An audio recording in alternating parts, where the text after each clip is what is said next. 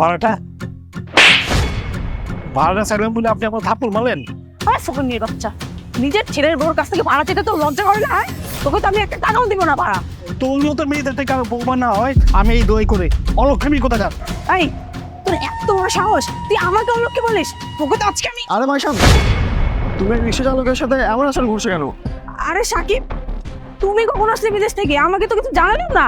আমি এই তো মাত্রই আসলাম, তা তুমি রিক্সা চালকের সাথে? আরে বাবা, তুমি তুমি রিক্সা কেন চালাচ্ছ? মাইশা, আমার বাবার এই অবস্থা কেন?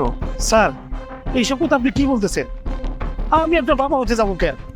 এই দুনিয়াতে আমার কেউ নাই। বাবা, তুমি এভাবে কেন কথা বলছো? আর মাইশা, এসব হচ্ছে নাকি? আমার মতন একজন কোটিপতি তার বাবাকে না রিক্সা চালাচ্ছে কেন? উনি রিক্সা কেন চালাচ্ছে আমি কিভাবে বলবো? হোয়াট? তুমি জানো না মানে? তুমি না জানলে কে জানবে? দেখো মাইশা, তোমাকে ভালো ভালো বলছি, বলে দাও কাহিনী কি? আমার বাবা রিক্সা কেন চালাচ্ছে? আর আমার বাবা রিক্সা চালাবে না কেন? আমি বিদেশ থেকে লাখ লাখ টাকা পাঠিয়েছি এগুলো দেখার জন্য, বলো। মাইশা, এখানে কি করছো? আমাদের প্রাইভেট কারটা ঠিক হয়ে গেছে, চলো। মাইশা, এই ছেলেটা কে? আর ও তোমাকে কোথায় নিয়ে যাবে? মানে বুঝলাম না, আমার সাথে এসব হচ্ছে নাকি? আমি প্রবাসে গিয়ে লাখ লাখ টাকা পাঠিয়েছি কি এগুলো দেখার জন্য? বাবা, তুমিও কিছু বলছো না, মাইশা তুমিও কিছু বলছো না। আসলে আমি বুঝতেছি না কি হচ্ছে এসব। মাইশা, এই ছেলেটাকে আর তোমার সাথে এভাবে কেন কথা বলছে? উনি আমার স্বামী।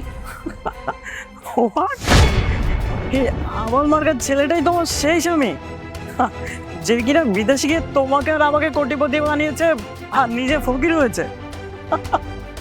কিরে ভাই, এত বউ পাগল হলে হয় নাকি? এই জগৎ এত বউ পাগল হয়?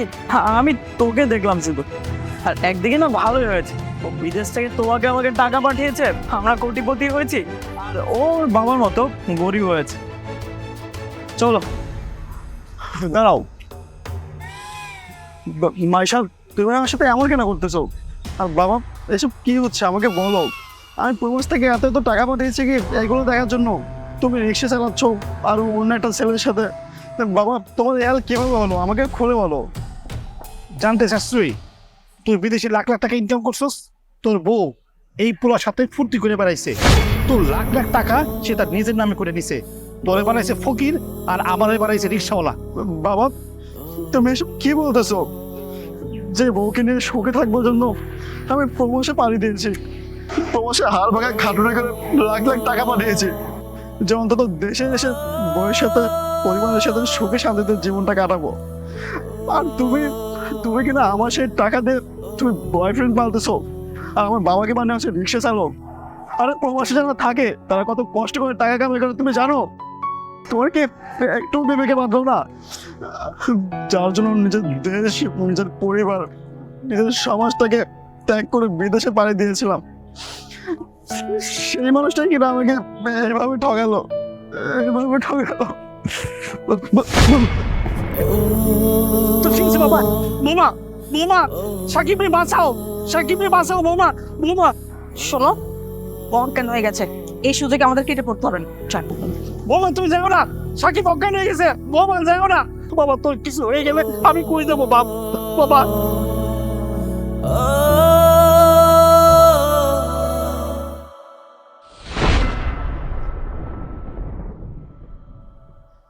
স্যার, 10 টাকা ভিক্ষা দেন স্যার।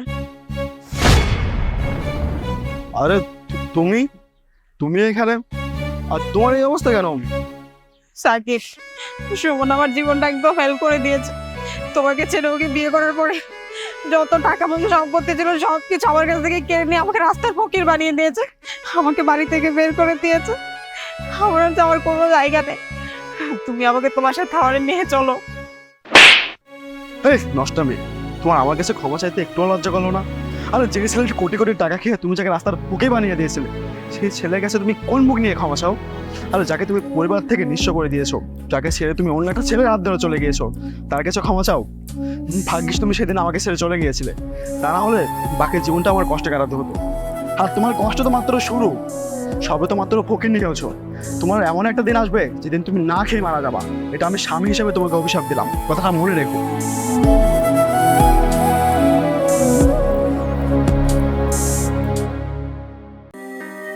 আম্মা, আমরা এই সিটটা করতে। বসো বাবা।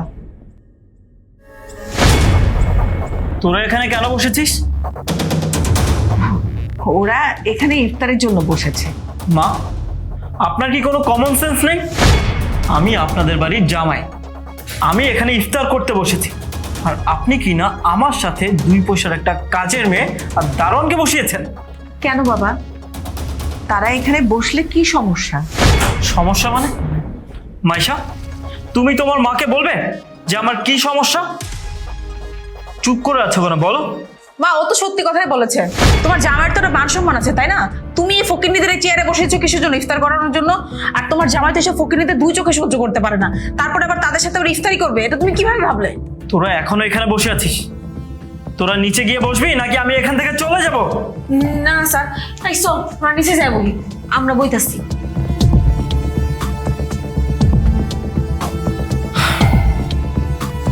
আম্মা, আপনাকে একটা কথা বলি, ভালো করে শুনুন আপনি। আমি হচ্ছি আপনার কোটিপতি জামাই। আমি আপনাদের বাসায় ইফতার করতে এসেছি, আর আপনি কি না 2 পয়সার একটা কাজের লোক আর দারোয়ানকে আমার সাথে বসিয়ে দিয়েছেন। এটা তো আপনি একটা ভুল করেছেন। নেক্সট টাইম যদি আপনি আবারও কোনো ভুল করেন না, তাহলে কিন্তু আমি এ বাসায় আর আসবো না, বলে দিচ্ছি।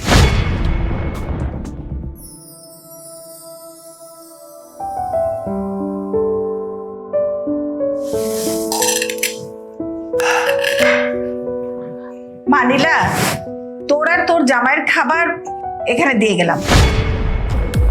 তোর জামাই নাকি টেবিলে বসে খেতে সমস্যা হয়, তাই এখানে বসে খাওয়া দাওয়া করুক। আমি আসি। মা, এসব কি? কি সব? কিসব মানে? তুমি তোমার জামাইয়ের খাবার ফ্লোরে কেন রেখে যাচ্ছ? তোমার জামাইয়ের কি কোনো মান সম্মান নেই? তোর জামাইয়ের আবার মান সম্মানও আছে নাকি? আরে তোর জামাই তো বললো আমাদের বাসার দারোয়ান আর কাজের মেয়েটার সাথে একসাথে টেবিলে বসে তার ইফতারি করতে, সেহরি করতে প্রবলেম। তাই আমি বুদ্ধি খাটিয়ে চিন্তা করলাম তোর আর তোর জামাইয়ের খাবারটা ঘরে দিয়ে যাই, ও আরাম করে এখানে খাওয়া দাওয়া করুক, আর আমাদের বাসার দারোয়ান কাজের মেয়েটা ডাইনিং টেবিলে বসে আরামে খাওয়া দাওয়া করুক। মা, আপনি কিন্তু আপনার জামাইকে অনেক বেশি অপমান করছেন। এই ছেলে, একদম চুপ। তোমাকে কথা শোনাবো না তো কি করবো? হ্যাঁ, আরে তুমি যেমন সারাদিন না খেয়ে রোজা থাকো, তেমনই তো আমার বাসার দারোয়ান কাজের মেয়ে ওরাও তো সারাদিন না খেয়ে রোজা থাকে, তাই না? আর তাছাড়া একজন রোজাদারকে ইফতারি করালে আল্লাহ তাআলার তরফ থেকে তার প্রতিদান নিজের পক্ষ থেকে দেয়, সেটা রোজাদারের পক্ষ থেকে না। আর এটি হচ্ছে আল্লাহ তাআলার তরফ থেকে একজন বান্দার একান্ত অনুগ্রহ। সেদিন আমি তোমাকে কিছু বলিনি কারণ ওরা কষ্ট পাবে। তুমি একটাবার চিন্তা করো, একজন দারোয়ান না খেয়ে রোজা থাকে, তুমি তাকে দিয়ে সারাদিন ডিউটি করাও, তাদের কি পরিমাণ কষ্ট হয়। আর কাজের মেয়ের কথা তো বাদই দিলাম, ওদের কষ্টের তো শেষই নেই। এর বিনিময়ে ওরা কি চায় আমাদের কাছে? একটু ভালোবাসা, এটা পেলেই তো ওরা খুশি, তাই না? আপনি একদম ঠিক কথা বলেছেন মা। আমি এতদিন ভুলের মধ্যে ছিলাম, আমার অনেক বেশি অহংকার ছিল। সেই অহংকারের জন্য আমি ওদেরকে নিচু চোখে দেখেছি। এখন আমি বুঝতে পেরেছি যে আমি যে কাজটা করেছি, ওদের সাথে যে ব্যবহার করেছি, একদম ঠিক করি। মা, আপনি এই খাবারগুলো টেবিলে নিয়ে যান, আমি ওদের সাথে টেবিলে বসে একসাথে সেহরি করব, কোনো সমস্যা নেই মা। আচ্ছা বাবা, তুমি যখন তোমার ভুলটা বুঝতে পেরেছো, এটাই অনেক। ঠিক আছে, আসো।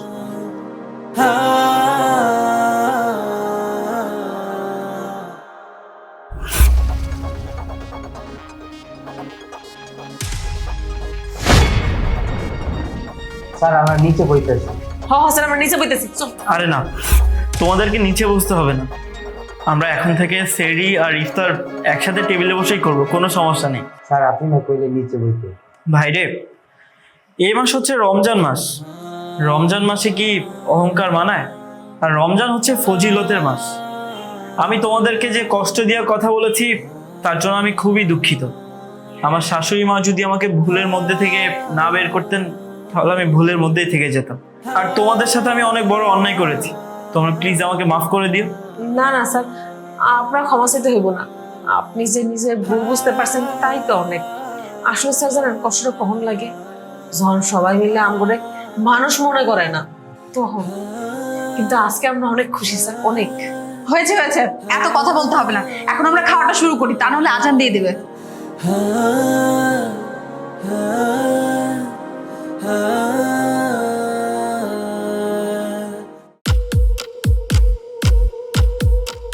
এই খালি যাবে?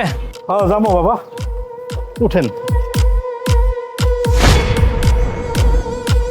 আরে বৌমা, তুমি এটা কি করতেছো?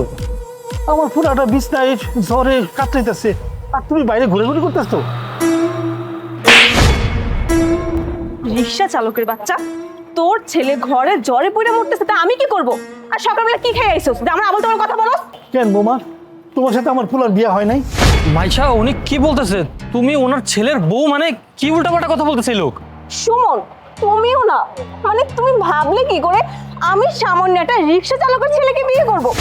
আমি হলাম কোটিপতির মেয়ে, আমার কোটি কোটি টাকা, আর আমি যদি বিয়ে করি তোমার মতো কোটিপতি ছেলেকে বিয়ে করব। ওর মতো সামান্য 2 পয়সার রিক্সা চালকের ছেলেকে কখনোই বিয়ে করব না। হ্যাঁ সেটাই তো। বাজার, আমি যা কইতেছি সত্যি কইতেছি। ওনার সাথে আমার ছেলের বিয়ে হয়েছে, উনি হইতেছেন আমার বৌমা। এই একদম চুপ, একটা মিথ্যা কথা আর বলবি না। তুই যদি আর একটা মিথ্যা কথা বলিস তাহলে কিন্তু এই দিনের বেলায় তোর গলা টিপে আমি একদম মেরে ফেলবো। এই তুই যে বললি আমি তোর ছেলের বউ, তোর ছেলে কি করে বল? কেন বৌমা, তুমি জানো না আমার ছেলে মুচি? ওনার ছেলে মুচি? দেখলি সুমন, আমি তোমাকে বললাম না এই বুইড়ার বাচ্চা মিথ্যা কথা বলছে, আমার কথা বিশ্বাস হলো? আমি কিনা সামান্য একটা মুচিকে বিয়ে করব, আর সেটা তুমি বিশ্বাস করবে? বৌমা, উল্টাপাল্টা কথা তখন থেকে বলে যেতেছস। তোর রিক্সায় আমরা যাবো না, আর নেক্সট টাইম কোনো মেয়ের যদি হাত ধরছস না, আশেপাশে লোকজন ডাক দিয়ে গণপিটানি খাবি। এই চলো আমরা অন্য রিক্সা যাই। 1400।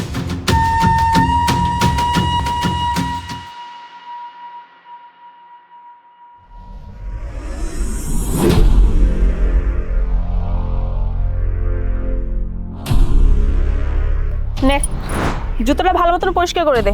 দিতেছি ম্যাডাম।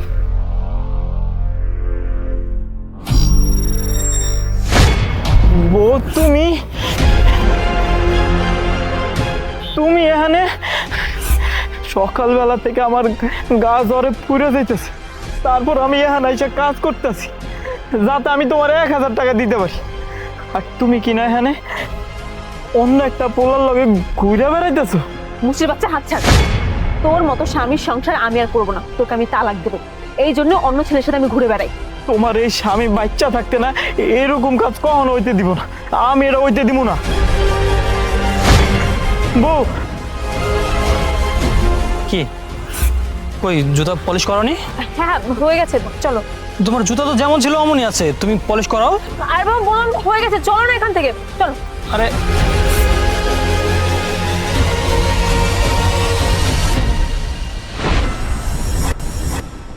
আরে বাবা, তুমি আমাকে কোথায় নিয়ে যাচ্ছ? একটু ধৈর্য ধর, তোর জন্য সারপ্রাইজ আছে। সারপ্রাইজ? হ্যাঁ, আরে চল না। বাবা তুমি যে কই নিয়ে যাচ্ছ আমাকে? এই দেখ তোর সারপ্রাইজ। আজ সকালে গাড়ি দিয়ে যাওয়ার সময় এটাকে দেখেছিলাম, তাই তোকে দেখানোর জন্য নিয়ে আসলাম। মাইশা, তোমার এই অবস্থা হলো কি করে? ওগো, আমি আমার পাপের শাস্তি পেয়েছি। আমার তো অনেক বেশি অহংকার ছিল, আর সেই অহংকার পতন না খুব ভালোভাবে ঘটেছে। আর একটা কথা আছে না, হতে লোভের তাঁতি নষ্ট, সেইটা আমি কোনোদিনও বোঝার চেষ্টা করিনি, সেইটা আজকে আমার সাথে হয়েছে। আমি তোমাকে ছেড়ে দিয়েছি যে তোমার সাথে থাকলে আমার ভালো কিছু হবে না। আমি কোটিপতি ছেলেকে বিয়ে করব, রাজরানীর মতো থাকবো, কিন্তু বিশ্বাস করো ওই ছেলের সাথে আমি থাকতে পারিনি, কারণ ওই ছেলে আমাকে ভালোবাসেনি, আমাকে শুধু ইউজই করেছে। জানো, এখন আমি বুঝতে পারলাম যে আমার জীবনের সবচাইতে বড় ভুল ছিল তোমাকে ছেড়ে দিয়ে ওই ছেলের হাত ধরে পালিয়ে যাওয়া। আল্লাহ ওকে ক্ষমা করে দিও। আরে এটা তো খুবই খুশির সংবাদ। আরে আমি খুবই খুশি হয়েছি, আর আমার এখন মনটা কি করতে ইচ্ছা করছে জানো?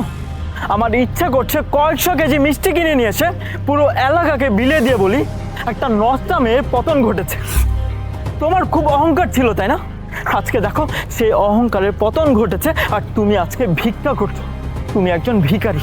তুমি দেখেছো এই জায়গা সেই জায়গা যে জায়গায় আমি মুচির কাজ করতাম, আর তুমি এই জায়গায় আমাকে ছেড়ে দিয়ে অন্য একটা ছেলে হাত ধরে চলে গিয়েছিলে। তুমি আজকে আমি একজন কোটিপতি, আমার কোটি কোটি টাকা, কিন্তু তুমি একজন ভিখারি। আর বাবা, তুমি আমাকে সত্যি অনেক বড় একটা সারপ্রাইজ দিয়েছো। আজকে যদি তুমি আমাকে এই জায়গায় না নিয়ে আসতে, তাহলে তো আজকে আমি ওর এই অবস্থা দেখতেও পেতাম না, আর এতটা খুশিও হতাম না। আর আমি এটা বুঝতে পারতাম না যে সৃষ্টিকর্তা ছাড় দেন কিন্তু ছেড়ে দেন না। 1 মিনিট দাঁড়াও বাবা, এই নাও তোমার ভিক্ষা। চলো বাবা।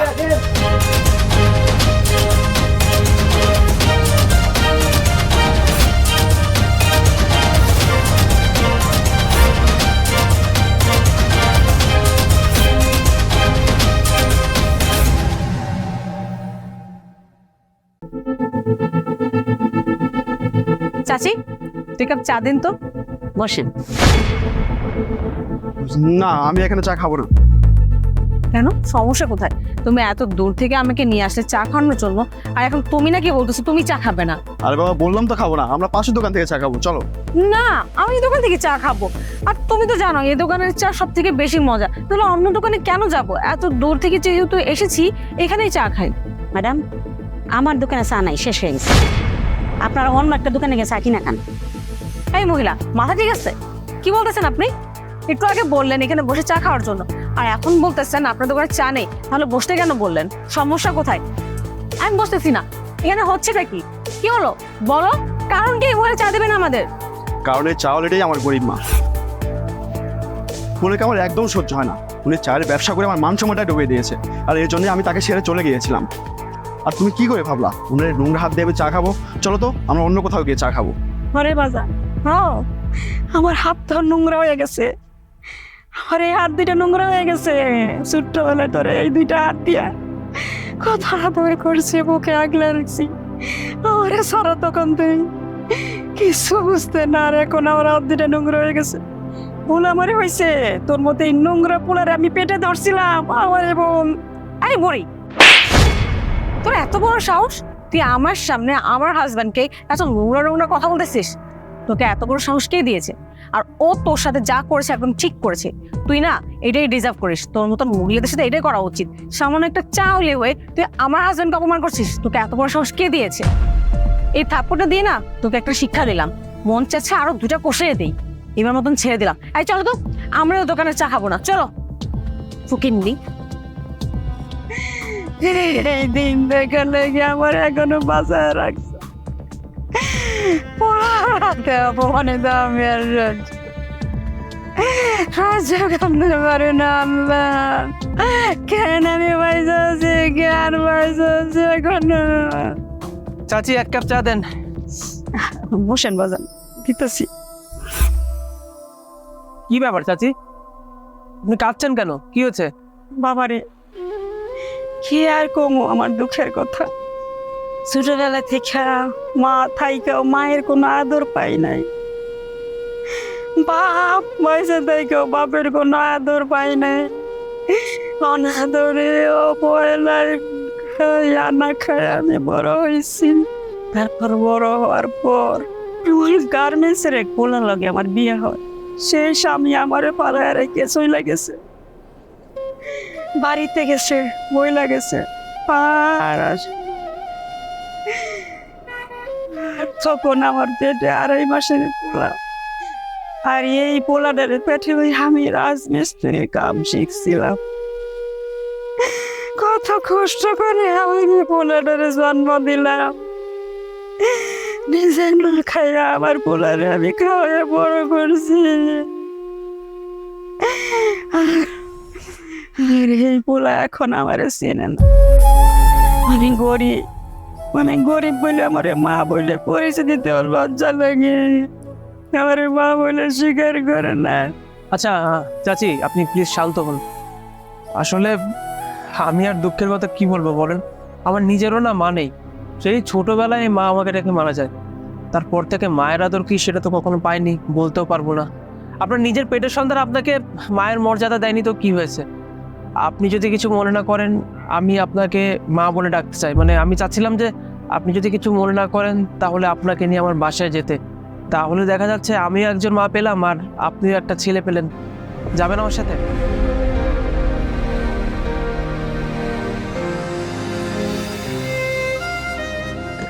মা নামো। তুই আমাকে কোথায় নিয়ে এলি বাবা? মা, তোমার জন্য একটা জমি কিনেছি, এই তো সামনেই, ওটাই দেখাতে নিয়ে এলাম, চলো। সত্যি বলছিস বাবা? তুই আমার নামে জমি কিনেছিস? হ্যাঁ মা। বাবারে, তুই তুই আমার পেটের সন্তান না, কিন্তু আমার মনে হচ্ছে তুই আমার নিজেরই সন্তান। আমি তোকে পেটে ধরেছি। মা, এসব কথা বলে কেন লজ্জা দিচ্ছ? তুমি তো আমার মা, তাই না? সন্তান হয়ে যদি মায়ের জন্য এতটুকু করতে না পারি তাহলে কিসের সন্তান হলাম? চলো।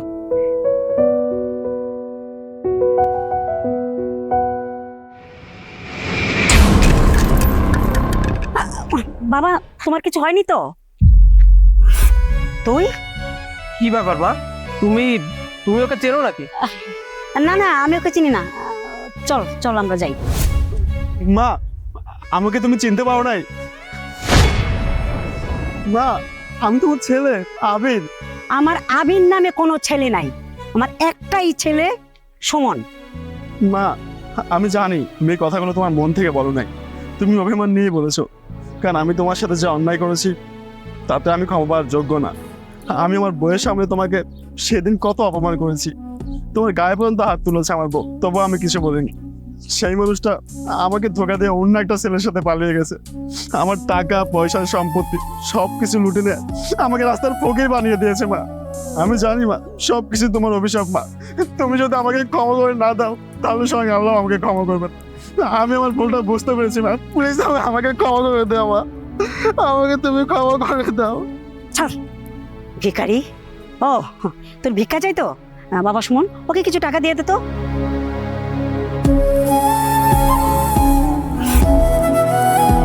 মা, মা, আমাকে রেখে যেও না। মা, আমাকে তুমি ক্ষমা করে দাও। মা, আমাকে তুমি ক্ষমা করে দাও।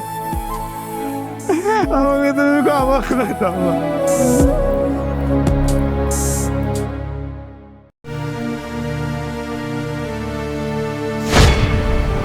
তা বৌমা, আজকে কেমন আইটেম করলে? এই তো মা, মোটামুটি ভালোই করেছি। আচ্ছা বৌমা, আজকে কি তোমার বাবা দুই ভাই বোন নিয়ে এখানে ইফতারি করতে আসবে? হ্যাঁ, তা তো আসবেই। কেন, কোনো সমস্যা? না না, আমার সমস্যা হবে কেন? তোমার স্বামী ইনকাম করে, তার শ্বশুরকে খাওয়াবে, এখানে আমার তো কোনো সমস্যা কথা না। আচ্ছা বৌমা, তুমি রেস্ট নাও, আমি ইফতারিগুলো রেডি করি। আরে না না মা, তার কোনো প্রয়োজন নেই, আমি সব কিছু করছি, আপনি যে রেস্ট করুন। তুমি যাও, রেস্ট নাও, আজকে আমি ইফতারিগুলো রেডি করি। কিন্তু মা। যাও তো বৌমা। ঠিক আছে মা, কোনো দরকার হলে আমাকে বলবেন। হ্যাঁ,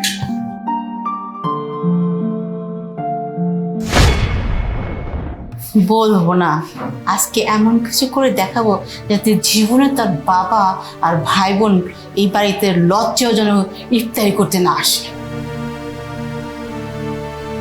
আরে বিয়াই, রোজা রমজানের দিন মেয়ের জামাই বাড়িতে চলে আসেন পেট পূজা করার জন্য, ফকিন্নিদের মতো এইভাবে ইফতারি করতে আসতে লজ্জা করে না আপনার?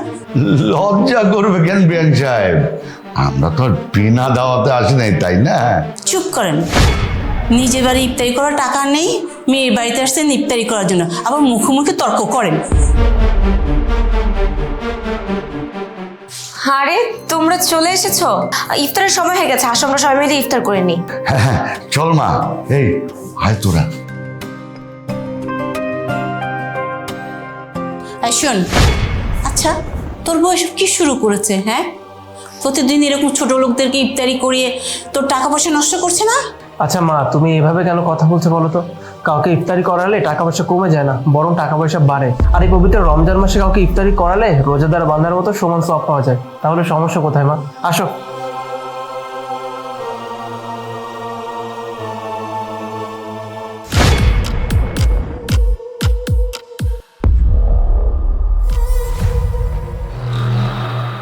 আপা, আমাকে প্লেটে তো ইফতারি দিলা না। আরে আফাই মনে হয় বইলা গেছে গা। আফা দাও না, কত মজার মনে হইতেছে, দাও না দাও না, খাই। মারে, তাড়াতাড়ি আমাকে লেগে ইফতার লই আয়। বেআইন মনে হয় আমাকে ইফতার দিতে বুঝলা গেছে। ঠিক আছে বাবা। দাঁড়াও বৌমা, আমি ইচ্ছে করে ওদের প্লেটে ইফতারি দিই নাই। ইচ্ছা করে নেননি মানে? প্রতিদিন তোমার বাবা ভাই বোন রে ডাইকে এনে ইফতারি খাওয়াও, এত ইফতারি খাওয়ানো আমার ছেলের পক্ষে সম্ভব না। আর তোমার বাবার লজ্জা করে না প্রতিদিন মেয়ের বাসায় এসে ইফতারি করতে?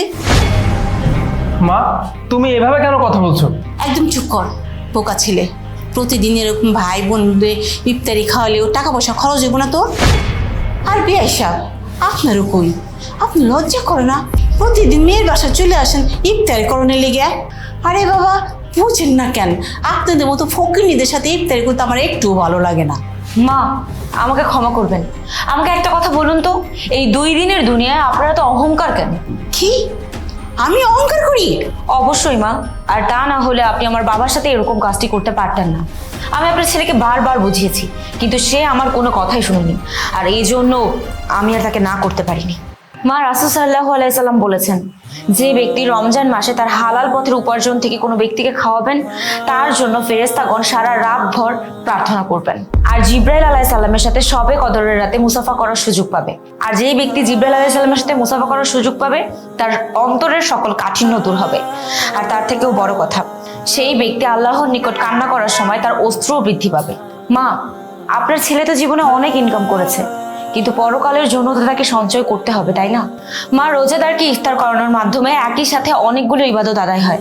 আর তার মধ্যে সব থেকে বড় কথা যে আপনি যে ব্যক্তিকে বা যেই রোজাদারকে ইফতার করাবেন, তার সাথে আপনার হৃদ্যতা বৃদ্ধি পাবে।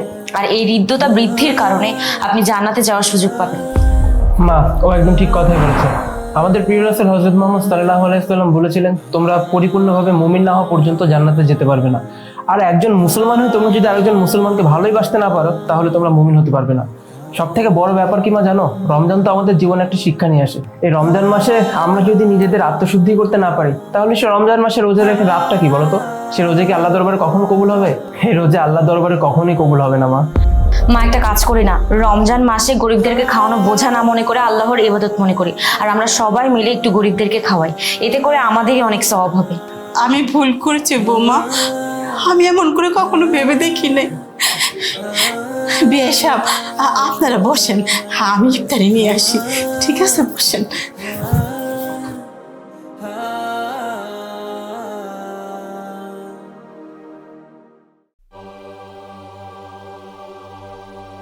ঠিক মতো?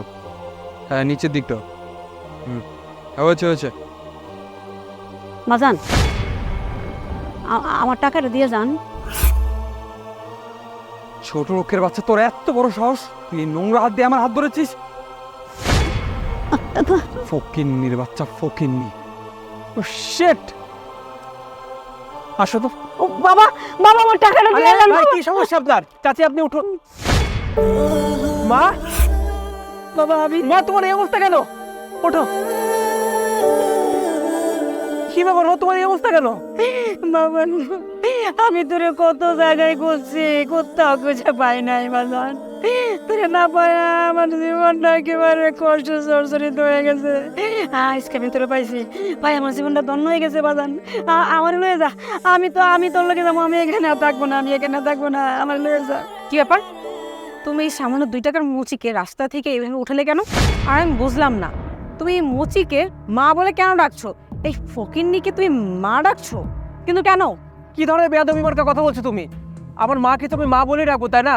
তুমি তো শুনতেই পেলে, উনি তো নিজের মুখে বললো জুনি আমার মা। আমার মা বোধহয় শহরে এসে আমার সন্ধান না পেয়ে বাধ্য হয়ে পেট চালানোর জন্য মুচির কাজ করছিল, তাই না মা? বলো। বৌমা, আমি ইচ্ছা করে মুচির কাজ করি না। এই শহরে এসে আমি আমার পোলারে খুঁজে না পাই, আমি পেটের দায়ে সেই মুচিগিরি করতেছি মা। আমি ইচ্ছা করে করি না। 1 মিনিট দাঁড়াও। তার মানে এই 2 টাকার মুচি মানে ফকিন্নিটা তোমার মা? তুমি বিয়ের আগে আমাকে এই কথা কেন বলোনি যে তোমার মা একজন মুচি, তুমি একজন মুচির ছেলে? আচ্ছা, তোমার সমস্যাটা কি বলো তো? কখন থেকে তুমি আমার মাকে মুচি বলেই যাচ্ছ? আমার মা কিন্তু বারবার তোমাকে একই কথা বলেই যাচ্ছে, আমার মা মুচি না। শহরে এসে আমার সন্ধান না পেয়ে বাধ্য হয়ে আমার মায়ের মুচির কাজ করছে, তারপরও তুমি আমার মাকে কন্টিনিউয়াসলি মুচি বলে যাচ্ছ। কি সমস্যা তোমার? কারণ যাই হোক না কেন, বাস্তবটা এইটাই যে তোর মা একজন মুচি। সে পেটের দায়ী করুক আর যার জন্যই করুক, মুচির ছেলে একজন মুচিই হয়। তুই বিয়ের আগে কেন এগুলো লুকালি? আগে কেন বললি না? আমি তো এটা মানতেই পারছি না যে আমার স্বামী একটা মুচিওয়ালার ছেলে। তোমার সমস্যাটা কি? তুমি আমাকে আর আমার মাকে অপমানিত করে কথা কেন বলছো?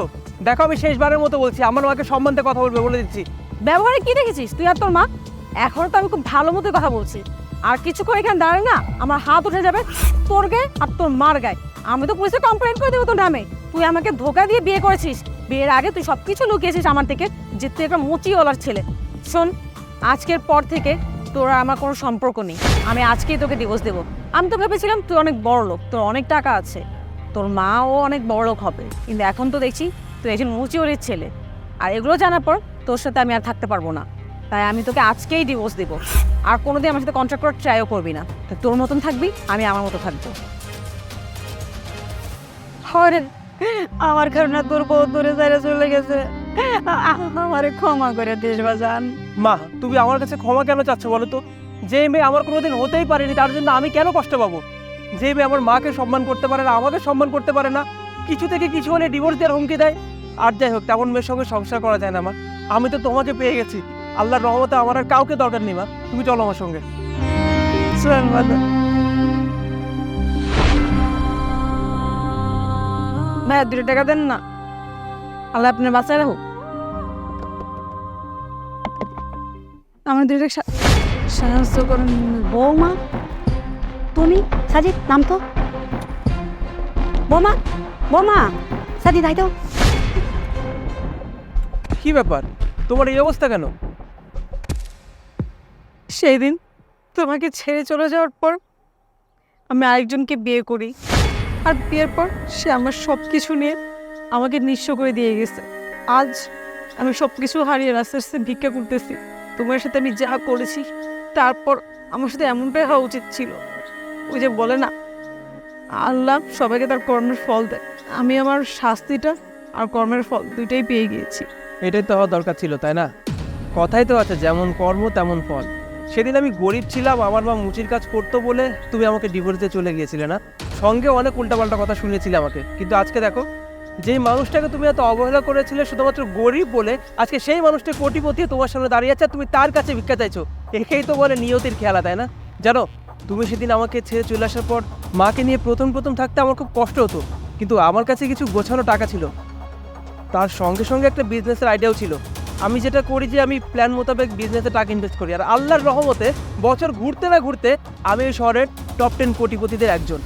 আর তুমি আমার সামনে এখন দাঁড়িয়ে আছো ভিক্ষার তালা হাতে নিয়ে, একেই তো বলে নিয়তি, তাই না? কিন্তু সেদিন যদি তুমি আমার পাশে থাকতে, আমাকে সাপোর্ট করতে, তাহলে আজ হয়তো তোমার জীবনটা অন্যরকম হতে পারতো। আজ তুমি কোটিপতির বইয়ের পরিচয় বাঁচতে, কিন্তু আজকে তোমাকে ভিক্ষুক বলে ডাকতে আমি বাধ্য হচ্ছি, কারণ তুমি তো ভিক্ষুক। তোমার অহংকারের পরিণামে আজ তোমার এই অবস্থা। আজ তুমি ভিক্ষা করছো, ফকির তুমি। কাউকে অহংকার করতে হয় না, অহংকার করা ভালো না। তুমি আজ কোটিপতি আছো, আল্লাহ রাব্বুল আলামিন চাইলে কি একটু পরেই তোমাকে ফকির বানিয়ে দিতে পারে। এটা আমি বিশ্বাস করি, সবাই বিশ্বাস করা উচিত। তুমি সেটা বিশ্বাস করো না, বিশ্বাস করোনি বলেই তোমার আজকে এই অবস্থা। ঠিকই বলেছো মা, ওর মতো মেয়েদের জন্য না ভিক্ষা করাটাই মানায়। শোনো, তুমি এক কাজ করো, তুমি যাও ভিক্ষা করো। আরে ভালো কথা, ভিক্ষা করতে করতে যদি টায়ার্ড হয়ে যাওয়া, কাজ করো। আমার বাসায় না একটা কাজের মহিলা দরকার, বুঝছো? তুমি আমার বাসায় এসো, কেমন? আমি তোমাকে কাজ দিয়ে সাহায্য করবো। অন্তত দুবেলা দুমুঠো ভালো মন্দ খাবার খেলে এটা তোমার জন্য ভালো হবে। যাও ভিক্ষা করো মা, চলো।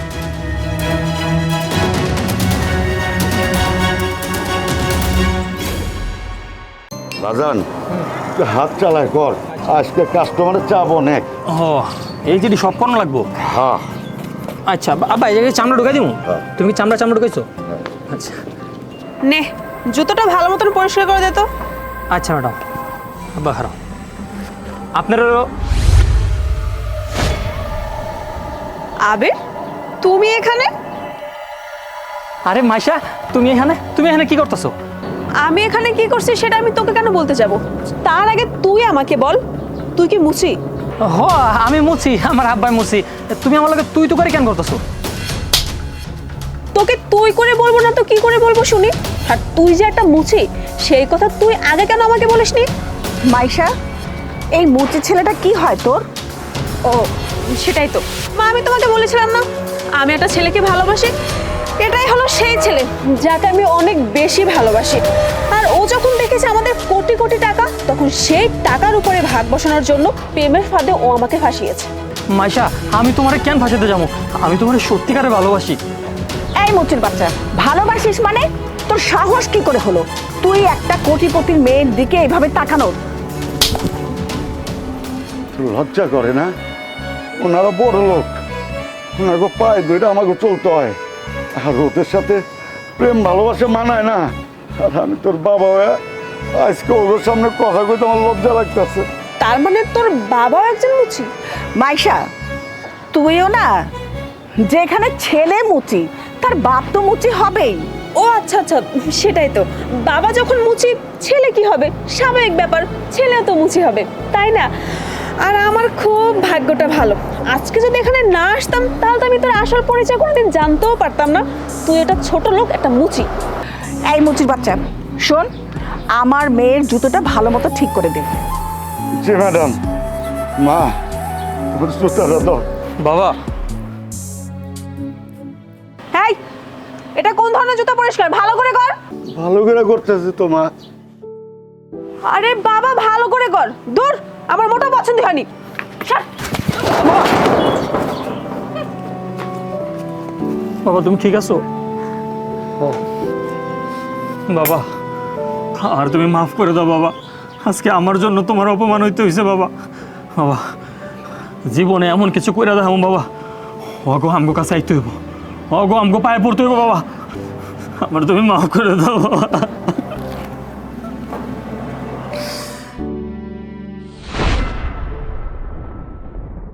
স্যার প্লিজ আমাকে এভাবে অফিস থেকে এখন বের করে দিবেন না, কারণ এই মুহূর্তে চাকরিটা আমার কাছে খুবই দরকার। এখন যদি আপনি আমাকে চাকরি থেকে বের করে দেন, আমার পুরো পরিবার না খেয়ে থাকবে। প্লিজ স্যার, আমার সাথে এমনটা করবেন না, আমাকে চাকরি থেকে বের করে দিবেন না।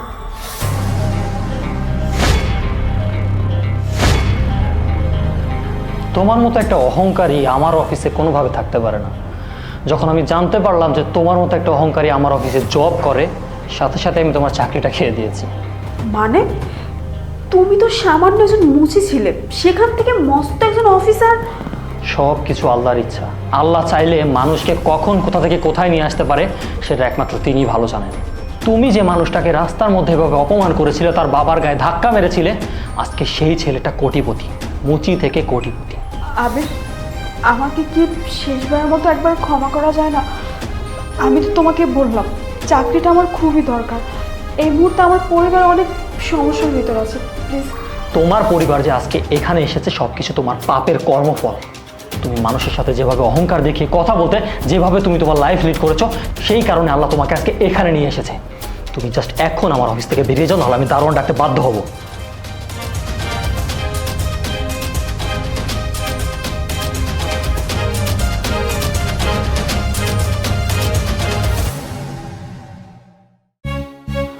মা, আজকের মাছের মাথাটা আমাকে দাও না।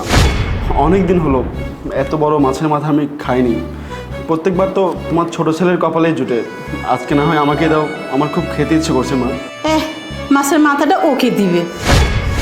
এই মাছের মাথা তো আমি আমার আবিরের জন্য রান্না করেছি, আইসে মাছের মাথা খাওয়ানো লেগে। মা, এই যে এখানে কিছু টাকা আছে, এগুলো তুমি রাখো।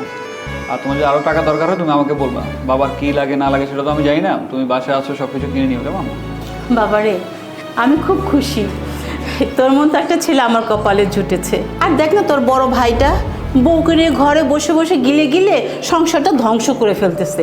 একবার চিন্তা করছে যে ও যে এই সংসার বড় ছেলে, যে ওরও কোনো দায়িত্ব আছে, সেটাও কখনো ভাবেই না।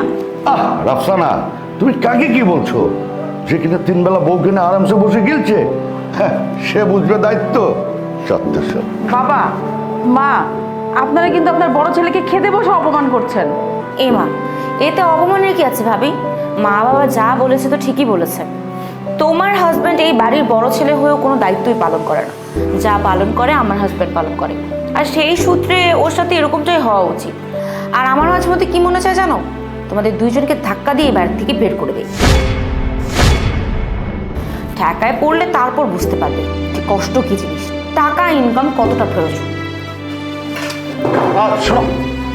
মাইশা, তুমি ভুলে যেও না, তুমি এবার ছোট বউ। বড়জনের সাথে কিভাবে কথা বলতে হয় সেটা তুমি জানো না? তোমার ভাবির সাথে এইভাবে রিয়েক্ট করে কথা বলার আগে তোমার অন্তত একটাবার ভাবা উচিত ছিল। এই শোনো, ফকিন্নি আইসে ডং করতে। বাবা, এইসব কি? তুমি আমাকে ত্যায্য পুত্র কেন করেছো? কারণ তোর মতো অকর্মা ছেলেকে আমি আর পালতে পারবো না। অনেকদিন তোদেরকে সহ্য করেছি, আর সহ্য করতে পারবো না। আজ থেকে আমার এক ছেলে আর এক ছেলের বউ। বাহ, কি সুন্দর বললে। হ্যাঁ বাবা, আসলেই তো আমি কোনো ইনকাম করতে পারি না। আমি আজকে ইনকাম করতে পারি না বলে তুমি এভাবে তোমার সব সহায় সম্পত্তি থেকে আমাকে বঞ্চিত করবে, আমি কখনো কল্পনাও করতে পারিনি। হ্যাঁ, আমি বেকার হতেই পারি, তাই বলে তোমরা প্রতিনিয়ত আমার সাথে যে আচরণ করেছো একদম ঠিক করনি, অনেক বড় অন্যায় করেছো। তারপরেও আমি সব কিছু মুখ বন্ধ করে সহ্য করেছি শুধুমাত্র এই পরিবারের আশায়। আর আমি ভেবেছি এটা তো আমার রক্ত, আমার পরিবার, আমার বাবা মা, আমার ভাই, কিন্তু দিন শেষে আমাকে এটাই দেখতে হলো। আরে মা, তুমি মুখটা এমন পেঁচার মতো করে রেখেছো কেন? আমি থাকছি না, চলে যাব। যেই বাড়িতে আত্মসম্মান বোধ বলতে কিছু নাই, যেই বাড়িতে আমি অধিকারটুকু পাবো না, যেই বাড়িতে থাকতে হলে আমাকে অবহেলা অপমান সহ্য করে থাকতে হবে, এই বাড়িতে আমি থাকবো না। তবে হ্যাঁ, যাওয়ার আগে আমি তোমাদেরকে একটা কথা বলে যাই, বেশি লোভ করে না ভালো না। একদিন দেখো এই লোভ আর হিংসা তোমাদেরকে ধ্বংস করে দেবে। আর তোমরা যে ছেলেটাকে অপমান অবহেলা করে তাড়িয়ে দিচ্ছ না, একদিন তোমাদের দুজনকে এই ছেলেটার কাছে আসতে হবে, কথাটা তোমরা মনে রেখো। চলো, এই বাড়িতে আর একটা সেকেন্ডও না। আমি এতদিন ভেবেছিলাম যে এরা আমার আপনজন, কিন্তু যাদের কাছে আমি বোঝা সেখানে আর একটা মুহূর্তও না। চলো।